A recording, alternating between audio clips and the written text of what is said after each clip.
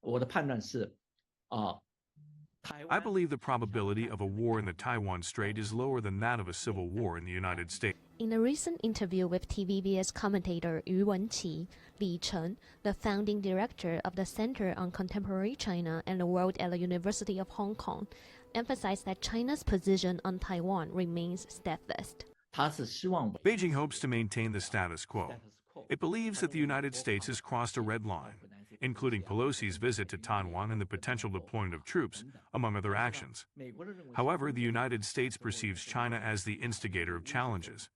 China is also growing more powerful, exerting an increasingly intimidating influence. He highlighted that societal issues within the United States contribute to misunderstandings regarding China. 中国的中产阶级的迅速上升，从无到有，跟美国的 China's booming middle class actually coincided with the decline of the middle class in the United States and the West.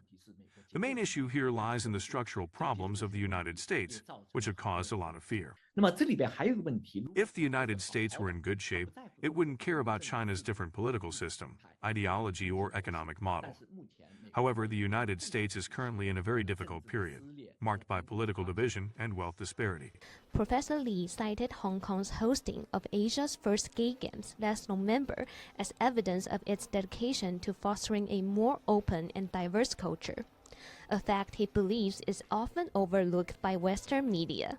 Despite concerns that the new national security law, Article 23, enacted on March 19th, has eroded its status as an international hub due to tighter restrictions on free expression, Professor Li maintains a positive outlook.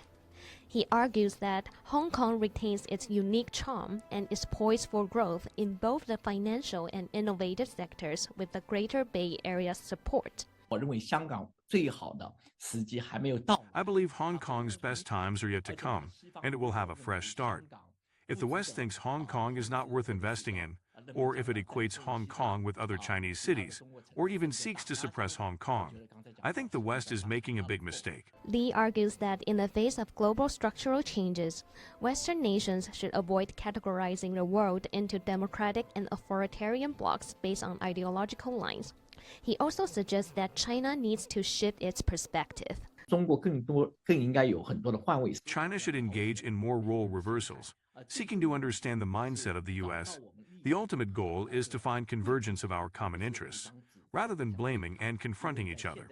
In the age of artificial intelligence, such conflicts or confrontations would ultimately result in mutual harm. Addressing the skepticism surrounding Article 23's ability to bring real peace to Hong Kong, Li presented an alternative viewpoint. He underlines the independence of the U.S. and China, advocating for collaboration over competition to foster mutually beneficial outcomes for the global community.